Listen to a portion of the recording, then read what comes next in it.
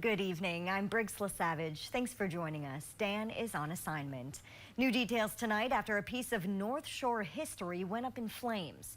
While the state fire marshal says it's too early to tell exactly what caused the Lutsen Lodge fire early Tuesday morning, an inspection from last July showed 7 violations at the property. 4 of those had been resolved at the time of the fire, but it's unclear if any of the remaining 3 contributed to the blaze. That will be determined during the fire marshal's investigation. Right now, they're sifting through debris and evidence from the scene to help determine the cause. Firefighters are still on site today, putting out hot spots. Thankfully, no one was hurt.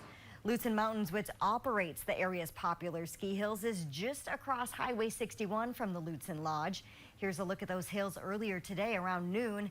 Lutsen Mountains posted Tuesday saying they stand with the historic Lutsen Lodge during this difficult time, adding that their hearts are with the entire Lutsen community. A reminder that Lutsen Mountain ski hills are still open along with their resort, as they are a separate entity from the Lutsen Lodge.